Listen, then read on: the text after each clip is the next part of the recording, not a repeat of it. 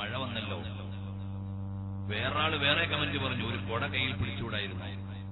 എല്ലാം പറഞ്ഞുകൊണ്ടിരിക്കുമ്പോ അകത്തുനിന്ന് ബിസ്മില്ലാഹിർ റഹ്മാനിർ റഹീം. തോർത്തുമുണ്ടും കൊണ്ടുവരുന്നു. ഉമ്മാക്ക് കമന്റ് ഒന്നും പറയാനില്ല. പൊന്നുമോനെ അടുത്ത് പിടിച്ച് തല തുടച്ചു കൊടുക്കുകയാണ്. അത് മാതാവിന്റെ സ്നേഹമാണ്. അതാണ് മാതാവിന്റെ സ്നേഹം. പ്രായോഗികമായി കുഞ്ഞിനു വേണ്ടി ജീവിക്കുന്നത് മാതാവാണ്. അപ്പോൾ നമ്മൾ എത്ര വലുതായാലും നമ്മുടെ ഉമ്മയുടെ മുമ്പിൽ നമ്മൾ കുട്ടിയാണ്.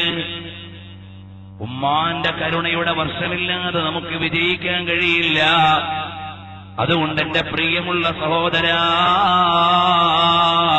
വഖുൽ ലഹുമാ ഖൗലൻ കരീമാ. ഇബ്നു സിരീൻ റഹ്മത്തുള്ളാഹി അലൈഹി ആരാണ്? താബിഈങ്ങളിൽപ്പെട്ട മഹാനല്ലേ. സ്വപ്ന വ്യാഖ്യാന ലോകത്തെ വലിയ മഹാനാണ്. ആരാധന കൊണ്ട് വളരെ പ്രസിദ്ധനായ മഹാനാണ്. ആത്മീയ ചക്രവാളത്തിലെ വലിയ ഗുരുവാണ്. ഇബ്നു സിരീൻ തങ്ങളുടെ വരവാണ് ബസറയിൽ ആത്മീയമായ കരുത്ത് നൽകിയത്. മഹാനായ ഇബ്നു സിരീൻ തങ്ങൾ വലിയ സൂക്ഷ്മതയുള്ളയാളാണ്, വളരെ വറഉള്ള ആളാണ്.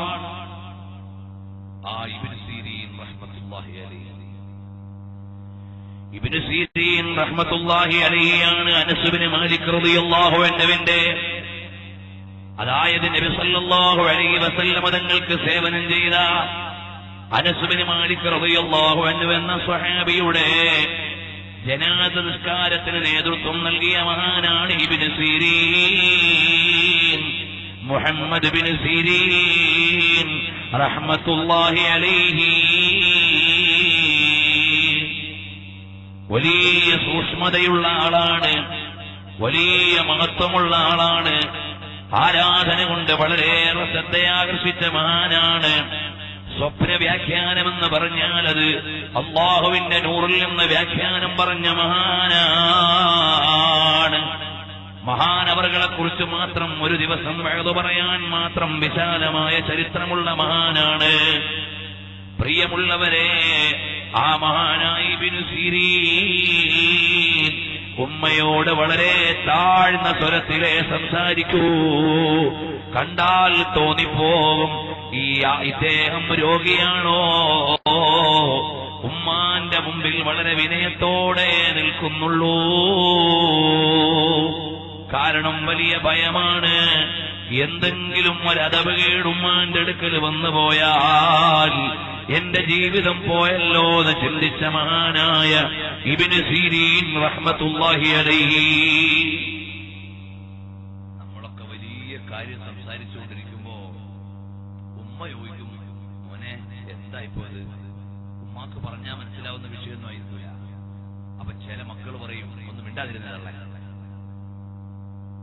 ഒന്ന് മിണ്ടാതിരിക്കൂ. അപ്പോഴേക്ക് ആ ഉമ്മാന്റെ മനസ്സ് വേദനിച്ചു പോയി.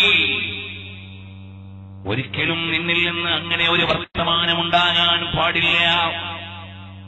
മോനെ, അതവില്ലാത്ത ഒരു പ്രയോഗവും ഉമ്മയോട് നടത്താൻ പാടില്ല. ഉമ്മയുടെ മനസ്സ് നൊമ്പരപ്പെടുത്തുന്ന ഒരു പ്രയോഗവും പറ്റൂല്ല. നിയമങ്ങൾക്ക് മുഴുവനും അപ്പുറമാണ് ഉമ്മ എന്ന അധ്യായം. ചിലപ്പോ നിന്റെ അടുക്കൽ ന്യായമുണ്ടാകാം, ഉമ്മാന്റെ അടുക്കൽ ആ വിഷയത്തിൽ ന്യായമായില്ലെന്നും വരാം. എന്നാലും നീ അവിടെ നിയമത്തിന്റെ വടിയെടുക്കാൻ അധികാരമില്ല. സാവധാനം ഉമ്മാനെ ഒന്ന് ബോധ്യപ്പെടുത്തുകയല്ലാതെ നീ അവിടെ നിയമത്തിന്റെ വടിയെടുക്കാൻ പറ്റില്ല. നിയമത്തിനപ്പുറമാണ് ഉമ്മ.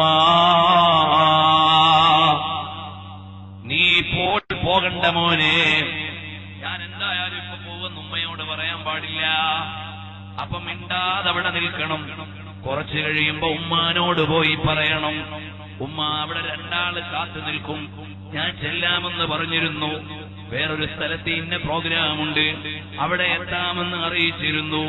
അങ്ങനെയെല്ലാം എല്ലാം ഉമ്മാനെ പറഞ്ഞ് ബോധ്യപ്പെടുത്തുമ്പോൾ കാരുണ്യത്തിന്റെ മനസ്സ് ഉമ്മയിൽ നിന്ന് പ്രവഹിക്കുകയാണ്. അല്ലാഹു മോനെ കാത്തുരക്ഷിക്കട്ടെ. പ്രാർത്ഥനയോടെ മകനെ പറഞ്ഞു വിടാനുള്ള ഉമ്മയുണ്ടാകും. ഇതല്ലേ മോനെ ഞാനും നീയും പരിശീലിക്കേണ്ടത്. കാരണം ഉമ്മയെന്ന അധ്യായം അത്രയും ഉന്നതമാണ്. അല്ലാതെ എനിക്കും നിനക്കും നിയമത്തിന്റെ വടി പ്രയോഗിക്കാനുള്ള സ്ഥലമല്ല. ഉമ്മയെന്ന് പറഞ്ഞാൽ, ഉസ്താദെന്ന് പറഞ്ഞാൽ നിയമത്തിന്റെ വടിയെടുക്കേണ്ട സ്ഥലമല്ല, അനുസരണയോടെ നിൽക്കേണ്ട സ്ഥലമാണ്. ചെയ്യാത്തൊരു കുറ്റത്തിന് ഉസ്താദ് വന്നടിച്ചു, എന്താ മൂല്യരെ? അല്ലെങ്കിൽ ഉസ്താദിനോട് അനിഷ്ടമുള്ള ഒരു പ്രയോഗവും നടത്തരുത്.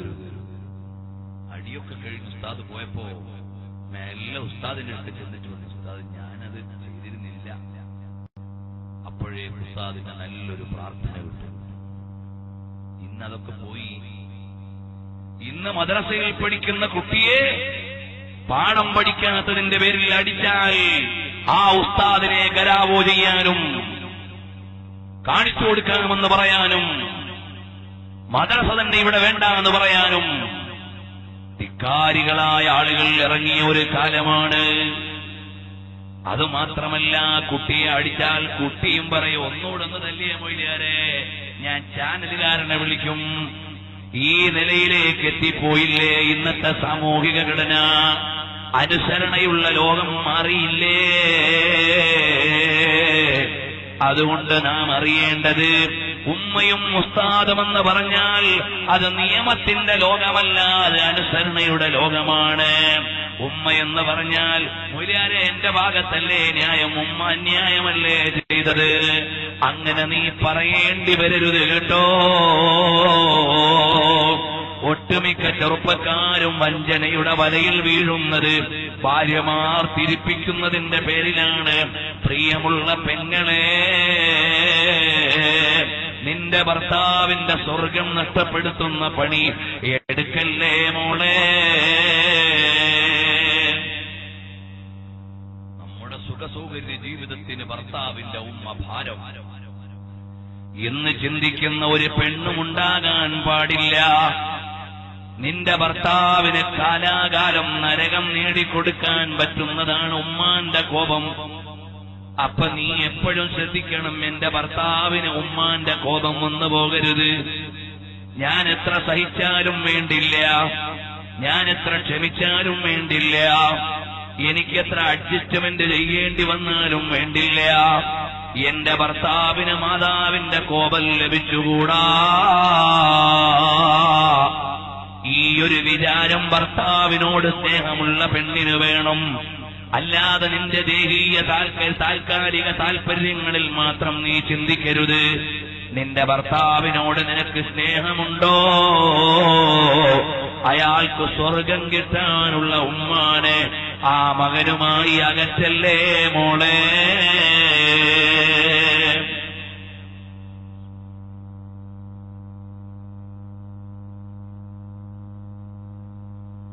മഹാനായ റഈസുൽ മുഫസ്സിരീൻ അബ്ദുല്ലാഹി ഇബ്നു അബ്ബാസ് റളിയല്ലാഹു അൻഹു, ആ ഇബ്നു അബ്ബാസ് റളിയല്ലാഹു അൻഹുവിന്റെ അടുക്കൽ വന്നുകൊണ്ട് ഒരാൾ പറയാണ്, ഇബ്നു അബ്ബാസ് റളിയല്ലാഹു അൻഹുവിന്റെ അടുക്കൽ വന്നുകൊണ്ട് ഒരാൾ പറയുന്നു, ഓ ഇബ്നു അബ്ബാസ് തങ്ങളെ, ഞാൻ ഒരുത്തിയെ പ്രേമിച്ചുപോയി, അവൾ വേറൊരുത്തനെ പ്രേമിച്ചു, അവര് തമ്മിൽ വിവാഹം കഴിച്ചു. ഞാൻ ഒരുത്തിയെ ലൈനടിച്ചു, അവൾക്ക് വേറൊരുത്തനോട് ലൈനുണ്ടായിരുന്നു. അങ്ങനെ അവര് തമ്മിൽ കല്യാണം കഴിച്ചപ്പോ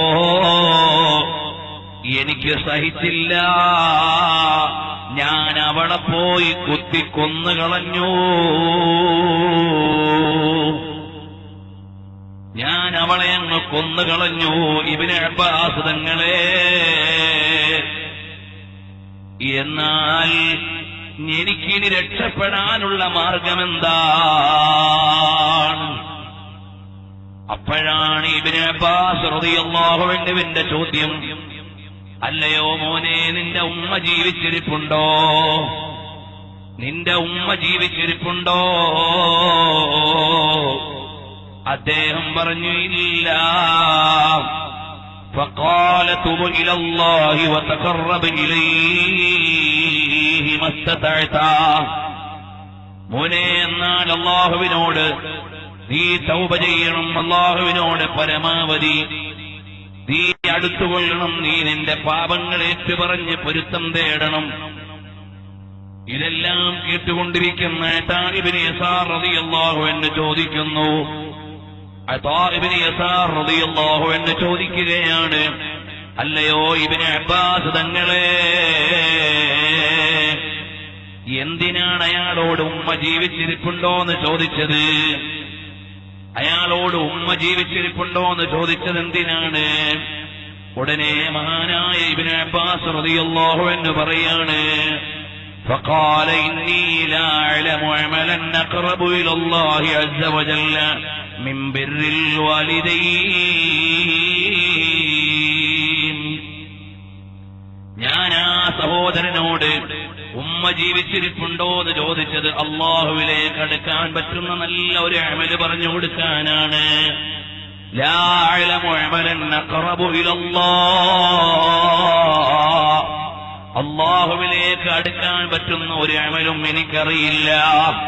മിൻ ബിർറിൽ വാലിദൈൻ, മാതാപിതാക്കളോട് നന്മ ചെയ്യുന്നത് പോലെ, ഉമ്മ ഉപ്പമാരോട് പൊരുത്തം കാണിക്കുന്നത് പോലെ വേറെ ഒരു അമലും ഞാൻ കണ്ടിട്ടില്ല. അതുകൊണ്ട് ആ ഉമ്മ ജീവിച്ചിരിപ്പുണ്ടെങ്കിൽ മോനെ പോയിട്ട് ഉമ്മാക്കൊന്ന് സേവനം ചെയ്യാൻ പറയാനായിരുന്നു. എന്റെ സദസ്സിൽ ഇരിക്കുന്ന സഹോദരന്മാരെ, ഞാനും നിങ്ങളും നമ്മുടെ വീട്ടിലേക്ക് ചെല്ലുമ്പോ പ്രിയപ്പെട്ട ഉമ്മാന്റെ അടുക്കൽ ചെന്ന് ആ ഉമ്മാന്റെ കൈയൊന്ന് കവർന്ന് മുത്തം കൊടുത്തിട്ട് ഉമ്മയോടൊന്ന് പറയണം, ഉമ്മാ, എന്റെ ജീവിതത്തിൽ വല്ല അബദ്ധവും ഉമ്മയോട് വന്നിട്ടുണ്ടെങ്കിൽ ഒന്ന് വിട്ടുവീഴ്ച ചെയ്യണേ ഉമ്മ.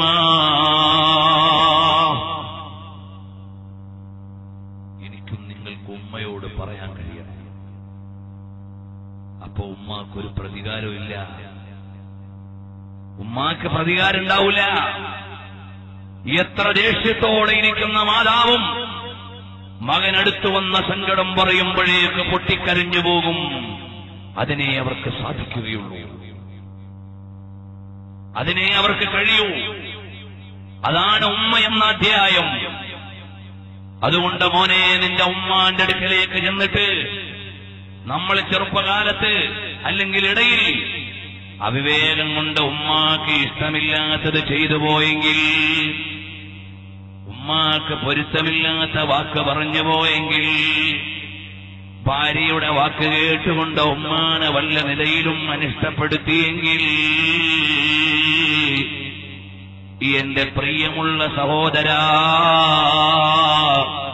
ആ മാതാവിന്റെ അടുക്കൽ പോയി നീയൊന്ന് പൊരുത്തം വാങ്ങണം മോനെ. പ്രവാസികളായ സഹോദരന്മാരെ, ഒരുപാട് കാലം ആറ്റുനോറ്റ് പോറ്റിയിട്ടൊരുമ്മ ഗൾഫിൽ നിന്ന് വരുന്ന മകനെയും കാത്തിരിക്കും. ആ ഉമ്മാന്റെ സ്വപ്നമെന്താണ്? എന്റെ മകൻ ദുബായിന്ന് വരുമ്പോ, എന്റെ മകൻ ഗൾഫിന്ന് വരുമ്പോ അതാ കുറെ സാധനം കൊണ്ടുവരും, എന്റെ മുമ്പിലേക്ക് കൊണ്ടുവെക്കും. അത് ഞാനെടുത്ത് ഇന്ന ആളുകൾക്കൊക്കെ കൊടുക്കും, ഇന്ന ആളുകൾക്കൊക്കെ പങ്കുവെക്കും. അതിങ്ങനെ മോഹിച്ചിരിക്കുന്ന ഉമ്മയാണ്. അപ്പോഴാണ് പ്രവാസിയായ വിവാഹിതനായ ചെറുപ്പക്കാരൻ അവൻ കൊണ്ടുവന്ന എല്ലാ സാധനങ്ങളും ഭാര്യയുടെ അടുക്കൽ കൊണ്ടുപോയി പങ്കുവച്ചിട്ട് ഉമ്മാക്കുള്ള തുണിയും കുപ്പായവും കൊണ്ടുവന്നാൽ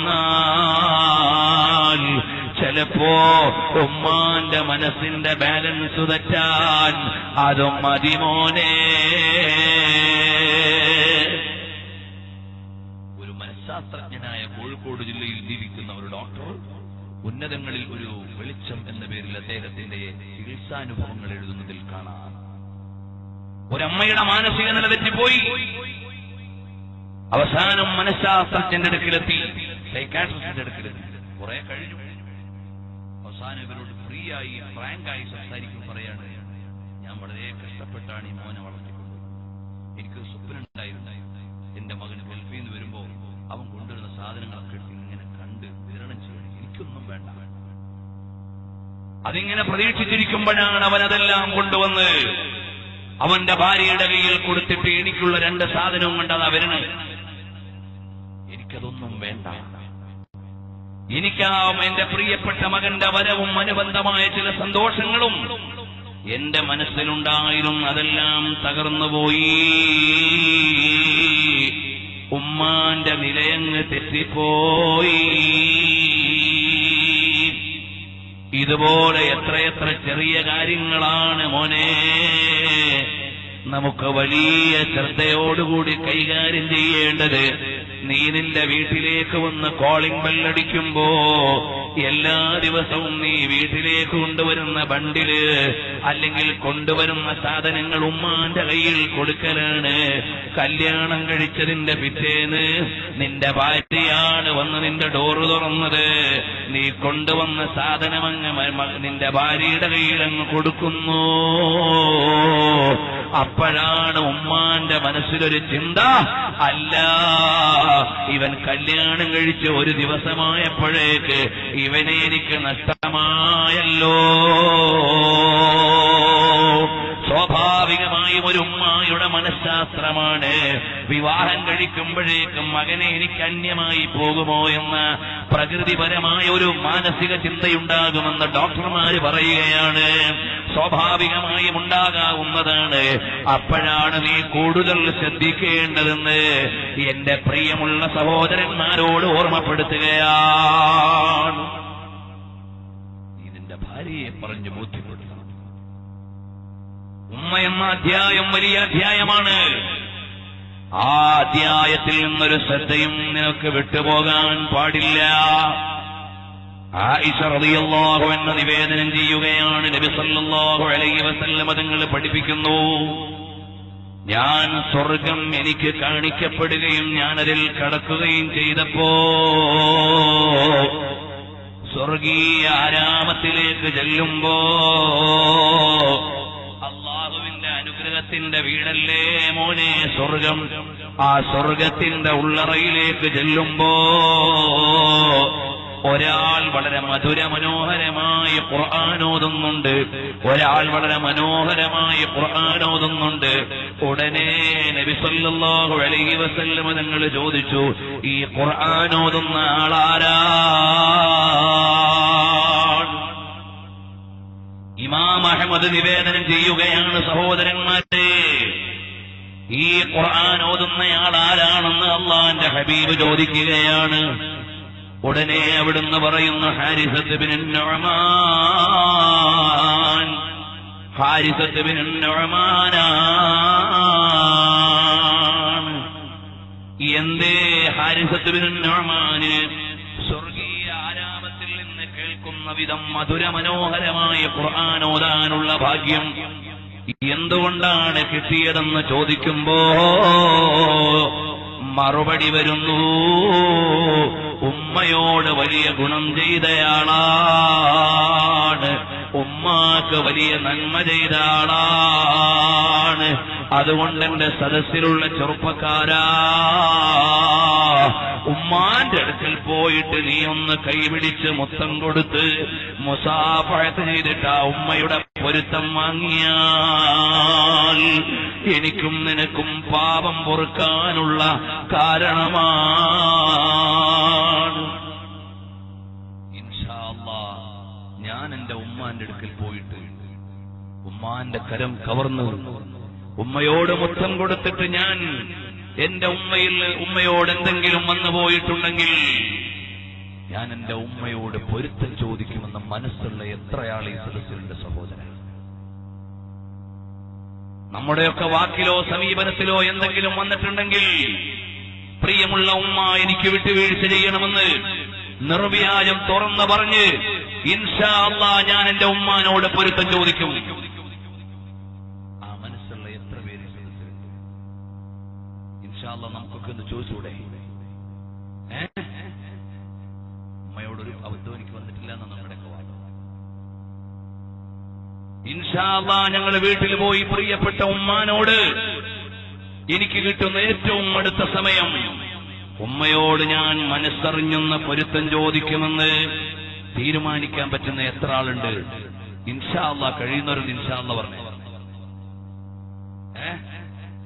കുറച്ചുപേരേ ഉള്ളൂ. എന്റെ പ്രിയപ്പെട്ട ഉമ്മാന്റെ അടുക്ക പോയിട്ട് ഞാൻ ഈ മഹത്വമുള്ള മാസം മുഹറം മാസത്തില് എന്റെ ഉമ്മാന്റെ അടുക്കൽ ഇൻഷാ അല്ലാഹ് ഞാൻ പോയി നിർവ്യാജം പൊരുത്തം ചോദിച്ച് ഉമ്മ എന്നെ കൈവിടരുതെന്ന് ദുആരക്കാൻ പറയാൻ മനസ്സുള്ളവരെന്ന് കൈപൊക്കെ ഇൻഷാ അല്ലാഹ് അല്ലാഹു തആല തൗഫീഖ് ചെയ്യട്ടെ. അല്ലാഹുവേ, ഞങ്ങളുടെ പ്രിയപ്പെട്ട ഉമ്മാന്റെ പൊരുത്തം ഞങ്ങൾക്ക് രണ്ട് ലോകത്തും നൽകണേ റഹ്മാനേ. പ്രിയമുള്ള കൂട്ടുകാരായി നിസ്സാരമായ അധ്യായമല്ല. നമുക്ക് അനിഷ്ടമുള്ള സമയത്ത് മാതാവങ്ങ് മരിച്ചുപോയാൽ, നമ്മൾ ഉമ്മാനെ വിട്ട് ഈ ലോകത്തു നിന്ന് പിരിഞ്ഞുപോയാൽ മഅാദല്ലാഹ്, അല്ലാഹു നമ്മളെ കാത്തുരക്ഷിക്കട്ടെ. ഒന്നാലോചിച്ചു നോക്ക് മോനെ, പരിഹരിക്കാൻ പറ്റുമോ? നീ എല്ലാ ദിവസവും ഉമ്മയെ കാണുന്നവനാണെങ്കിൽ മരണാനന്തരവും ദിവസേന ഉമ്മാന്റെ ഖബറിന്റെ അടുക്കൽ പോകൽ അദബിന്റെ ഭാഗമാണെന്ന് ഇമാമുകൾ എഴുതിയില്ലേ? ആഴ്ചയിലൊരിക്കൽ ഉമ്മാനെ കാണുന്നവനാണെങ്കിൽ അതാ മരണപ്പെട്ട് കഴിഞ്ഞാലും ആഴ്ചയിലൊരിക്കൽ ഉമ്മാന്റെ അടുക്കൽ പോകല് അദബാണെന്ന് ഇമാമീങ്ങൾ എഴുതിയില്ലേ? ജീവിതകാലത്ത് നിന്റെ ഉമ്മാനെ സന്ദർശിച്ച അതേ പതിവ് വഫാത്തിന് ശേഷവും അവരുടെ ഖബറുകൾ പോകുന്നതിൽ പാലിക്കണമെന്ന് എഴുതിവെച്ച ഇമാമീങ്ങളില്ലേ? അത്ര വലിയ വലുതല്ലേ മോനെ ഉമ്മ എന്ന അധ്യായം. അതാണ് മഹാനായ മുഹമ്മദുർ റസൂലുള്ളാഹ് സ്വല്ലല്ലാഹു അലൈഹി വസല്ലം തങ്ങൾ പഠിപ്പിക്കുകയാണ്. ഹാരിസത്ത് ബിൻ നുഅ്മാനിനെ സ്വർഗത്തിൽ വെച്ച് ഖുർആൻ ഓതാനുള്ള ഭാഗ്യം കിട്ടിയത് എന്തുകൊണ്ടാണ്? ഉമ്മയോടുള്ള ബഹുമാനമാണ്. അബൂ ഹുറൈറ റളിയല്ലാഹു അൻഹുവിനെ അറിയുമോ? ആരാണ് അബൂ ഹുറൈറ തങ്ങള്? ലോകത്ത് ഏറ്റവും കൂടുതൽ ഹദീസ് അല്ലാഹുവിന്റെ ഹബീബിൽ നിന്ന് ഉദ്ധരിച്ച സ്വഹാബിയാണ്. വലിയ പദവിയുള്ള സ്വഹാബിയാണ്. മദീനത്തെ പള്ളിയിൽ മുത്തുനബി തങ്ങളുടെ അടുക്കൽ നിന്ന് വിജ്ഞാനത്തിന്റെ മൊഴിമുത്തുകൾ ഏറ്റുവാങ്ങാൻ വേണ്ടി കഷ്ടത അനുഭവിച്ച സ്വഹാബിയാണ്. ചിലപ്പോഴൊക്കെ വിശപ്പുകൊണ്ട് മദീനത്തെ പള്ളിയുടെ മുറ്റത്ത് കിടന്ന് പൊളഞ്ഞ മഹാനാണ് അബൂ ഹുറൈറ. അബൂ ഹുറൈറ റളിയല്ലാഹു അൻഹു ഉമ്മ ഇസ്ലാമിലേക്ക് വരുന്നതിന് മുമ്പും ആദരിച്ചിരുന്ന മഹാനാണ്. ഉമ്മ ഇസ്ലാമിലേക്ക് വന്നില്ല ആദ്യം, എന്നാലും ഉമ്മാക്ക് വേണ്ടി സേവനം ചെയ്യുന്നതിൽ ഒരു വീഴ്ചയും വരുത്തിയില്ല. എന്നാലും ഉമ്മാക്ക് വേണ്ടി വീഴ്ച, ഒരു സേവനത്തിൽ ഒരു വീഴ്ചയും വരുത്തിയില്ല. ഈമാനിന്റെ കാര്യത്തിൽ ഉമ്മയെ അനുസരിക്കേണ്ടതില്ല. അഥവാ ഉമ്മ മറ്റൊരു വിശ്വാസത്തിലേക്ക് പോയാൽ നീ അങ്ങനെ പോകണമെന്നില്ല, പോകാൻ പാടില്ല. അതുകൊണ്ട് നിന്റെ ഉമ്മയോടുള്ള ബന്ധം നീ മുറിക്കണ്ട, ഉമ്മയ്ക്കുള്ള സേവനം നീ കുറയ്ക്കണ്ട. അത് ഹബീബ് പഠിപ്പിച്ചു തന്നതാണ്. അപ്പൊ മഹാനായ അബൂ ഹുറൈറ റളിയല്ലാഹു അൻഹു പിൽക്കാലത്ത് ഉമ്മാന്റെ അടുക്കലേക്ക് ചെന്നാൽ അസ്സലാമു അലൈകി വറഹ്മത്തുള്ളാഹി വബറകാതുഹു യാ ഉമ്മാ, വീട്ടിന്റെ മുറ്റത്തുനിന്ന് വിളിച്ചു പറയും, ഉമ്മാ അസ്സലാമു അലൈകി വറഹ്മത്തുള്ളാഹ്. അപ്പൊ ഉമ്മ അകത്തുനിന്ന് പറയും വഅലൈക്കസ്സലാം വറഹ്മത്തുള്ളാഹ്. അപ്പൊ അബൂ ഹുറൈറ തങ്ങൾ വീണ്ടും പറയും റഹിമക്കില്ലാഹു കമാ റഹിംതനീ സഗീറാ. അല്ലാഹുവേ, എന്റെ ഉമ്മ ചെറുപ്പകാലത്ത് എന്നോട് കരുണ കാണിച്ചതുപോലെ എന്റെ ഉമ്മാക്ക് കരുണ ചെയ്യണേ അല്ലാഹ്. അപ്പോഴേക്ക് മഹദിയായ ഉമ്മ തിരിച്ചു പറയും യാ ബുനയ്യ ഫഅൻത ജസാകല്ലാഹു ഖൈറാ ഔ റളിയ അൻക കമാ ബറർതനീ കബീറാ. എന്നിട്ട് പറയും അള്ളാഹുവിന്റെ രക്ഷയും കാരുണ്യവും ഉമ്മയ്ക്കുണ്ടാവട്ടെ എന്ന്. അപ്പൊ ഉമ്മ പറയും വഅലൈക്കും അസ്സലാം. അപ്പൊ വീണ്ടും പറയും എന്നെ ചെറുപ്പകാലത്ത് നന്നായി പരിചരിച്ചതുപോലെ അള്ളാഹു ഉമ്മാക്ക് റഹ്മത്ത് ചെയ്യട്ടെ. അപ്പൊ ഉമ്മ വിളിക്കും കുഞ്ഞുമോനെ, മോനെ അള്ളാഹു പൊരുത്തപ്പെടട്ടെ, പ്രായമുള്ള കാലത്ത് എന്നെ പരിചരിച്ചതിന് പ്രതിഫലം അള്ളാഹു നൽകട്ടെ എന്ന് ഉമ്മാന്റെ തിരിച്ചുള്ള ദുആയാണ്. അതാ മഹാനായ ഇമാം ബുഖാരി റളിയല്ലാഹു അൻഹു അദബുൽ മുഫ്രദിൽ എടുത്തു ധരിക്കുകയാണ്. പ്രിയമുള്ള സഹോദരങ്ങളെ, ഇതുപോലെയല്ലേ സഹാബികളുടെ സ്നേഹം? ഇതുപോലെയല്ലേ മഹാന്മാരായ ആളുകൾ മാതാക്കളോട് കാണിക്കുന്ന ബഹുമാനം? ആ മാതൃകകളല്ലേ എന്റെയും നിങ്ങളുടെയും ജീവിതത്തിൽ വരേണ്ടത്? അലി ഇബ്നു ഹുസൈൻ റളിയല്ലാഹു അൻഹുവിന് ഉമ്മയോട് വലിയ സ്നേഹമാണ്. അപ്പോൾ മഹാനവറുകളോട് ചോദിക്കുകയാണ്, നിങ്ങൾ ഉമ്മയോട് ഇത്ര വലിയ സ്നേഹവും ബഹുമാനവും ഒക്കെ കാണിക്കുന്നുണ്ടെങ്കിലും ഉമ്മയുടെ ഒപ്പം ഇരുന്നു കൊണ്ട് ഭക്ഷണം കഴിക്കാത്തതെന്താണ്? ഉമ്മയോട് വലിയ സ്നേഹമാണ്, എന്നാലും എന്തേ ഉമ്മാന്റെ കൂടെ ഇരുന്ന് ഒരേ തലയിൽ ഭക്ഷണം കഴിക്കാത്തത്? ബഹുമാനപ്പെട്ട അലി ഇബ്നു ഹുസൈൻ റളിയല്ലാഹു അൻഹു പറയാണ്, എന്റെ ഉമ്മ എടുക്കണമെന്ന് കണ്ണുവെച്ച ഒരു സ്ഥലത്തേക്ക് എന്റെ കൈ ആദ്യം എത്തിപ്പോകുമോ എന്ന് പേടിച്ചുകൊണ്ടാണ് ഞാൻ ഒരുമിച്ച് കഴിക്കാത്തത്. ആലോചിച്ചു നോക്കൂ സഹോദരന്മാരെ, ഉമ്മയോടുള്ള ആദരവിന്റെ ആഴം, ഉമ്മയോടുള്ള ബഹുമാനത്തിന്റെ വലിപ്പം. മഹാന്മാര് പറയാണ്, ഒരുമിച്ച് ഭക്ഷണം കഴിക്കുമ്പോ എന്റെ ഉമ്മ എടുക്കണോന്ന് വിചാരിച്ച് കണ്ണുവെച്ച സ്ഥലത്തേക്ക് എന്റെ കൈ ആദ്യം എത്തിപ്പോയാൽ അതെനിക്ക് ചിന്തിക്കാൻ കഴിയുന്നില്ല. എന്നിട്ടാണോ മോനെ ഇന്നുമ്മമാരോട് മര്യാദയില്ലാതെ ജീവിക്കുന്ന മക്കളുള്ള കാലമാണ്. ഞാനും നീയും അതിൽ പെടാൻ പാടില്ല. എനിക്കും നിനക്കും നാളത്തേക്ക് രക്ഷപ്പെടാനുള്ള ഏറ്റവും വലിയ വഴിയാണ് ഉമ്മ എന്ന് പറയുന്ന കാരുണ്യത്തിന്റെ ഏറ്റവും വലിയ അധ്യായം. അറിയുമോ സഹോദരാ, ഉമ്മയുടെ മുഖത്തേക്ക് നോക്കിയിരിക്കുന്നത് വലിയൊരു ഇബാദത്താണ്. ഹജ്ജിന്റെയും ഉംറയുടെയും പ്രതിഫലമാണ് ഉമ്മാന്റെ മുഖത്തേക്ക് നോക്കിയിരിക്കുന്നതിന് ലഭിക്കുന്നത്. ഉമ്മാന്റെ മുഖം കാണൽ ആരാധനയാണ്. അപ്പോ ഒരു സ്വഹാബി ചോദിക്കുന്നു, നബിയേ, 100 വട്ടം നോക്കിയാൽ 1000 വട്ടം നോക്കിയാൽ ഏറെ തവണ ഉമ്മാന്റെ മുഖത്തേക്ക് നോക്കിയാൽ അതിനെല്ലാം ഒരു ഹജ്ജിന്റെയും ഉംറയുടെയും കൂലി കിട്ടുമോ? അതേ മോനെ, അതിലേറെയും കൂലി തരാൻ പറ്റുന്ന റബ്ബാണ്. അതുകൊണ്ട് നീ നിന്റെ ഉമ്മാന്റെ മുഖത്തേക്കൊന്നു നോക്കലും വലിയ ഇബാദത്തു തന്നെ.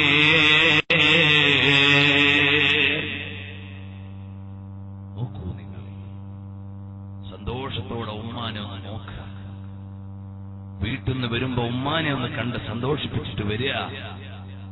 ഒരു വഴിക്ക് പോകുമ്പോ ഉമ്മാന്റെ ദുആ വാങ്ങിയിട്ട് പോവാ. ഉമ്മാന്റെ പൊരുത്തം സമ്പാദിച്ചിട്ട് സഞ്ചരിക്കുക. ഉമ്മ എത്ര പ്രായമുള്ളവളാണെങ്കിലും അവിടുന്ന് വളരെയേറെ ക്ഷീണിതയായി കിടക്കയിൽ കിടക്കുന്നവളാണെങ്കിലും ആ ഉമ്മാക്ക് വേണ്ടത് ചെയ്യണേ മോനെ. ഉമ്മയുടെ അടുക്കൽ ആവശ്യമായ സേവനം ചെയ്യണേ മോനെ. അല്ലാഹുവേ, ഞങ്ങളെല്ലാം ഒരുപാട് ദിക്കുമുക്കുകളിൽ ഓടി നടക്കുന്നവരാണ്. ഉമ്മയുടെ ഖിദ്മത്തിന് ഞങ്ങൾ അനിവാര്യമാണെന്ന് ചിന്തിക്കുന്ന നേരത്ത് ലോകത്തിന്റെ ഏത് കോണിലാണെങ്കിലും ഉമ്മാന്റെ അടുക്കൽ ഞങ്ങളെ എത്തിച്ചു തരണം റഹ്മാനേ. അവനിവിടെ ഇല്ലല്ലോ, അവൻ വേണ്ടത് ചെയ്തില്ലല്ലോ എന്ന് ചിന്തിക്കുന്നതിന് മുമ്പ് ഞങ്ങളുടെ സേവനം അനിവാര്യമാകുന്ന നേരത്ത് ഞങ്ങളുടെ ഉമ്മാന്റെ ചാരത്തേക്ക് ഞങ്ങളെ എത്തിക്കണേ മന്നാനേ. പ്രിയമുള്ള സഹോദരങ്ങളെ, ഞങ്ങളൊക്കെ വയതിനു വേണ്ടി ഇറങ്ങുന്ന നേരത്ത് ഞങ്ങൾക്ക് വേണ്ടി ദുആ ചെയ്തുകൊണ്ടൊരു ഉമ്മ വീട്ടിൽ ഇരിക്കുന്നുണ്ട്. ഞങ്ങളൊക്കെയും ഞങ്ങൾ 4 ആൺമക്കളും ഇതുപോലെ ഓരോ ദീനീയായ മേഖലയിൽ പോകുന്നവരാണ്. ഞങ്ങൾക്ക് വേണ്ടി ദുആ ചെയ്തുകൊണ്ട് കഴിയും.